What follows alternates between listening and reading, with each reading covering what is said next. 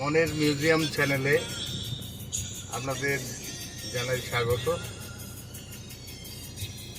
আজকে এই বৃষ্টি ভেজা সন্ধ্যায় আমরা বেরিয়েছি ফুচকা খেতে। মনের মিউজিয়াম, এই কারণে এই চ্যানেলটার নাম আমি দিয়েছি, যাতে করে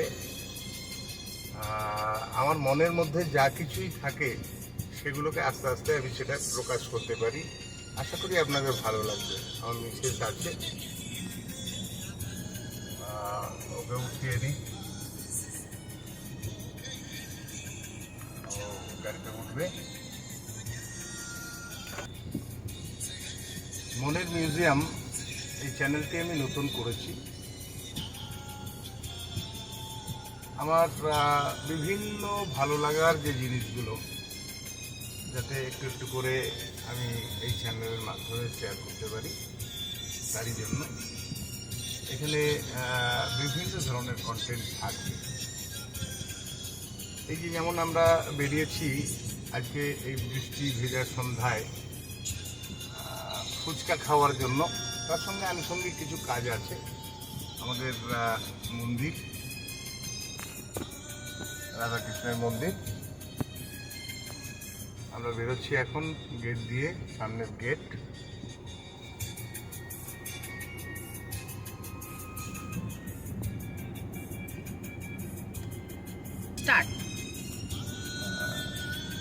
এই সেই তাঁতিগেড়িয়া লেভেল ক্রসিং। আমরা এবার বেরোবো। ডান দিকে মেদিনীপুর স্টেশন দূরে দেখতে পাওয়া যাবে, মেদিনীপুর স্টেশন।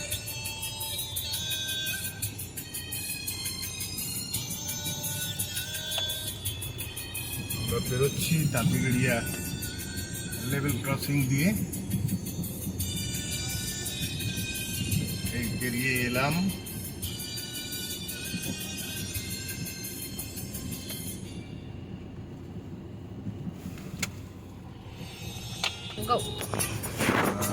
অশোকনগর রেনেসাঁস ক্লাবের উদ্যোগে আজ কয়েকদিন হলো শুরু হয়েছে শ্রাবণী মেলা। বাইরে মেলার সব দোকান বসেছে। বৃষ্টির জন্য হয়তো দর্শক একটু কম আছে, কিন্তু এখানের মেলা কিন্তু খুব ভালো জমে। একটু ওয়েদার ভালো হলেই এখানে লোকজন প্রচুর ভিড় করে। আমরাও আসি, ভালো লাগে। পুলিশ লাইন পার্ক, এই পার্কটির দারুণ সৌন্দর্য, প্রচুর লোকজন আসেন। সারাদিনই এই পার্ক খোলা থাকে সন্ধ্যে 6টা পর্যন্ত। রাস্তার দুদিকে খাবারের সমস্ত স্টল, বিভিন্ন ধরনের খাবারের স্বাদ নিতে বিশেষ করে ইয়াং জেনারেশন এখানে ভিড় করে সন্ধ্যাবেলা। দেখতে দেখতে আমরা পৌঁছে গেছি মেদিনীপুর সেন্ট্রাল বাস স্ট্যান্ড। বাঁদিকে রয়েছে বাস স্ট্যান্ড। বিভিন্ন রুটের সারা জেলার বাইরে বাঁকুড়া, পুরুলিয়া, পূর্ব মেদিনীপুর সহ বিভিন্ন জেলার বিভিন্ন রুটের বাস এখানে আছে।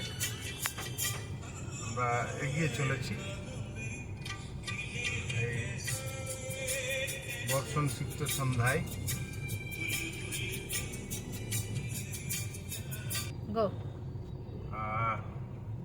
আমরা পৌঁছে গেলাম মেদিনীপুর শহরের প্রাণ কেন্দ্র কালেক্টর মোড়, অর্থাৎ এখানে যে এটা দেখা যাচ্ছে বাঁদিকে হচ্ছে প্রশাসনিক ভবন, বাঁদিকে এই গেট। এই গেট হচ্ছে ডিএম অফিস, ডিস্ট্রিক্ট ম্যাজিস্ট্রেটের অফিস। নতুন হয়েছে এই গেটটি। প্রশাসনিক ভবন ছাড়িয়ে আমরা এগিয়ে চলেছি। প্রচুর ফলের দোকান এখানে রয়েছে।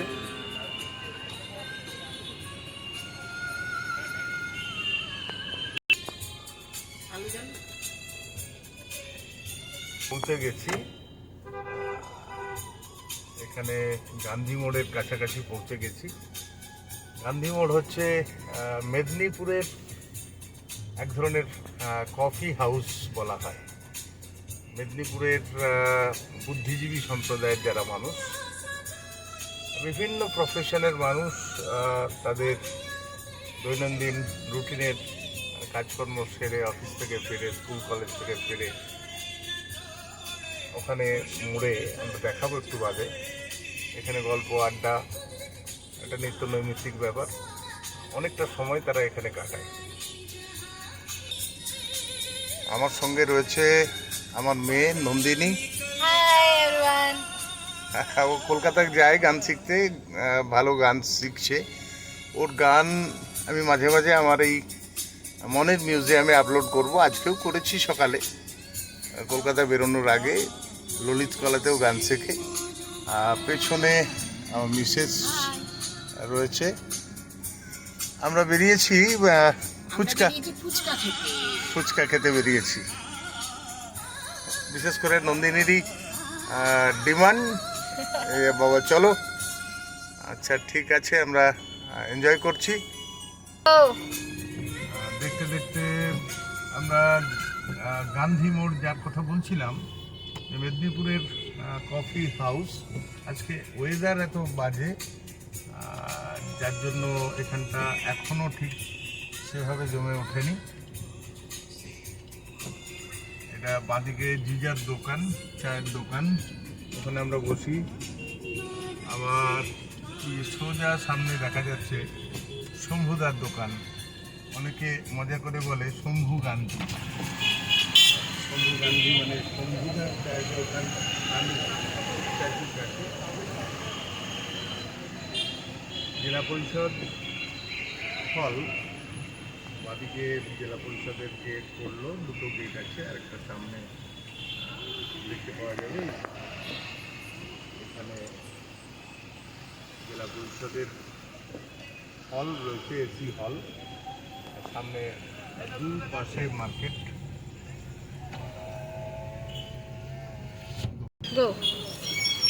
বাঁদিকে হচ্ছে বাঁশগুলি, আর এই যে সামনে দেখতে পাওয়া যাচ্ছে বিদ্যাসাগর হলের মুক্ত মঞ্চ। এখানে সারা বছর ধরেই সাংস্কৃতিক অনুষ্ঠান লেগেই থাকে, বিভিন্ন ধরনের মেলা এখানে সময় সময় আয়োজিত হয়। সন্ধ্যাবেলা এই জায়গায়, এই যে পার্কের মতো জায়গাতে অনেকে এসে বসেন। শীতকালটা বিশেষ করে বিদ্যাসাগর এই যে স্মৃতি মন্দির,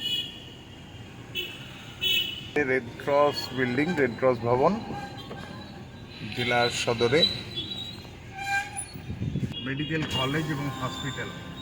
বাঁদিকে মেডিকেল কলেজ হসপিটাল এবং ডান দিকে মেদিনীপুর সদর হাসপাতাল।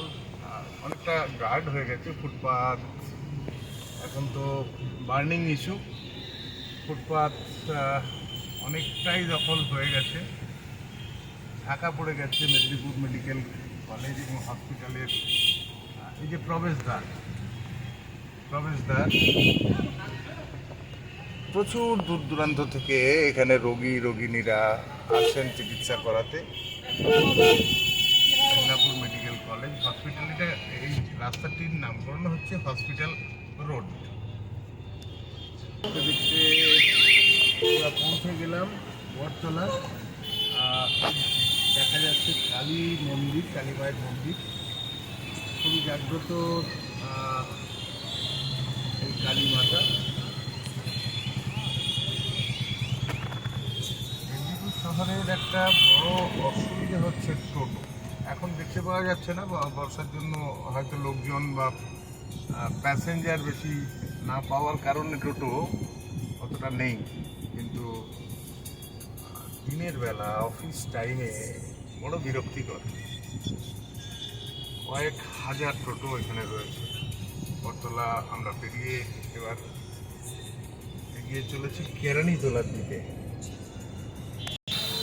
মেদিনীপুর হাসপাতালের আরেকটি প্রবেশদ্বার, বাঁদিকে বিভিন্ন ওষুধের দোকান রয়েছে, যাদের তারা কিনে নেন। এই জায়গাটি মূলত ওষুধ এবং সার্জিক্যাল বিভিন্ন দোকান রয়েছে। জ্যাকপাল বিল্ডিং, এটা নানুর চক বলে, নানুর চক। জ্যাকপাল বিল্ডিংয়ে বিশাল মেগা মার্ট শপিং মল রয়েছে, প্রচুর ভিড় হয়। এই যে বাইক দেখতে পাচ্ছেন, এই বৃষ্টিতেও কিন্তু লোকের সংখ্যা কম নেই।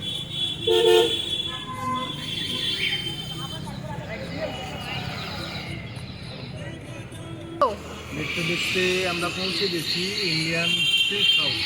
মেদিনীপুরে 1 বছর মতো হয়েছে, গত বছর 2023-এ ওপেন হয়েছে ইন্ডিয়ান সিল্ক হাউস। কলকাতা কেন্দ্রিক এদের ব্যবসা, বিভিন্ন জেলা শহরে ওরা ব্রাঞ্চ ওপেন করছে। আরেকটি ডান দিকে মেদিনীপুর সুইমিং ক্লাব দেখিয়ে দিই। সুইমিং ক্লাব, এখান থেকে অনেক ক্রীড়া প্রতিভা রাজ্য তথা দেশকে রিপ্রেজেন্ট করেছে মেদিনীপুর সুইমিং ক্লাবে। আর ডান দিকে রয়েছে হায়দ্রাবাদি বিরিয়ানি, বিখ্যাত বিরিয়ানির দোকান মেদিনীপুরের। আমরাও মাঝে মাঝে এসে খাই, ভালোই লাগে। একটু অয়েলি কিন্তু টেস্টি বটে। হ্যাঁ, আর দেখতে দেখতে বাঁদিকে আমরা চলে এসেছি ফ্যাশন এক্সপ্রেসের বিল্ডিংয়ে। ফ্যাশন এক্সপ্রেস এটি একটি শপিং মল। মেদিনীপুরে অনেকগুলো শপিং মল রয়েছে, তার মধ্যে অন্যতম একটি শপিং মল ফ্যাশন এক্সপ্রেস। আমরা পেরিয়ে যাচ্ছি, সামনে দিকে কেরানীতলা মোড় দেখতে পাওয়া যাচ্ছে। মেদিনীপুর শহরের অন্যতম চিকিৎসা পরিষেবার কেন্দ্র মেদিনীপুর স্ক্যান সেন্টার দূরে দেখতে পাওয়া যাচ্ছে। ওই যে ভেতরে যে 2-3টি বড় প্যাথোলজিক্যাল সেন্টার রয়েছে এখানে, তার মধ্যে স্ক্যান সেন্টার অন্যতম। আমরা পৌঁছে গেলাম কেরানীতলা মোড়ে, চৌরাস্তা। এখান থেকে সোজা আমরা এগিয়ে যাব ফ্লাইওভারের দিকে। এটা অনেকটা কিছুটা শহর পরিক্রমাও বটে। দেখতে দেখতে আমরা মেদিনীপুর শহরের বেশ কিছুটা গুরুত্বপূর্ণ অংশ বন্ধুদের জন্য শেয়ার করতে পারছি, ভালো লাগছে। গাড়ি খুব ধীর গতিতে চলছে। বিশাল মেডিকেল, নামকরা মেডিকেল স্টোর। এখানে ওষুধ কিন্তু জেনুইন পাওয়া যায়। আমরা এগিয়ে চলেছি ফ্লাইওভারের দিকে। অনেকে মহুয়া সিনেমা বলে, একটা সময় এখানে মহুয়া বলে একটি সিনেমা হল ছিল, এখন অবশ্য নেই।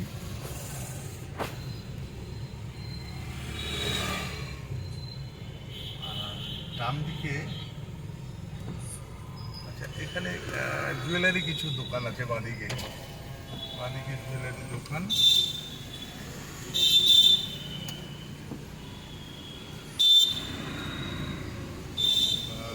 গতিতেই এগিয়ে যাচ্ছি। আর্সেনাল বিরিয়ানি, ডান দিকে আর্সেনালের বিরিয়ানি দোকান। ওকে,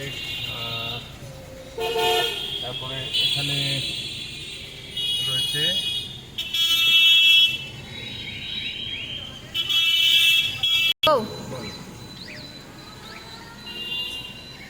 পিসি চন্দ্র জুয়েলার্স। বন্ধ হয়ে গেছে, সময় 8টা বাজতে চললো, কিন্তু ব্যাপারটা এই ডান দিকে রাধাকান্ত, মেদিনীপুরের সুবিখ্যাত মিষ্টির দোকান, প্রচুর সেল। আর তারপরেই হচ্ছে চার্চ স্কুল, নির্মল হৃদয় আশ্রম। চার্চ স্কুল একটি উচ্চ মাধ্যমিক স্কুল, মিশনারি অফ চ্যারিটি দ্বারা পরিচালিত। অনেক গুরুত্বপূর্ণ জায়গা আজকে আমরা কাকা সুইটস। কাকা সুইটস, ইডলি, ধোসা, সাম্বার বড়া, নানা রকমের খাবার। সন্ধ্যেবেলা বেশ ভিড় হয়। জাভেদ হাবিব যারা পার্লারে আছেন তাদের জন্য হাবিবের রয়েছে জাভেদ হাবিব সার্কিট হাউস মেদিনীপুর। বাদিকে সার্কিট হাউস আমরা ফিরে এলাম। এবার আমরা যাব ফ্লাইওভারের দিকে। আচ্ছা, ফুচকা দোকান গেল কোথায়? কোথায় গেল ফুচকা দোকান? ওটাই তো খুঁজছি, এখনো অবধি পাইনি। খুঁজছি কি? আমাদের তো চেয়ে না। বাদিকে অ্যাক্সিস ব্যাংক। আচ্ছা, আমরা বোধহয় এখানে গাড়িটা রেখে একটু হেঁটে গেলেই বোধহয় ভালো করবো নাকি? হুম। গাড়ি এখানে থাক, আমরা আপাতত এখানে গাড়িটাকে পার্ক করে নিই অ্যাক্সিস ব্যাংকের সামনে। হাই, আপনাদের কেমন লাগছে ভিডিও জানাতে কিন্তু ভুলবেন না। আপনাদের ভালো লাগলে পরেই আগামী দিনে মেদিনীপুর শহরকে নিয়ে পার্ট করে করে কিছু ভিডিও আপনাদের সামনে আমি উপস্থাপিত করতে পারবো। শহরটাকে আপনারা চিনতে পারবেন।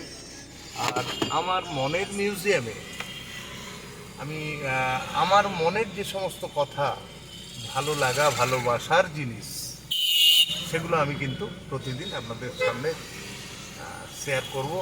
আপনারা কিন্তু লাইক কমেন্টস করতে ভুলবেন না, প্লিজ প্লিজ প্লিজ।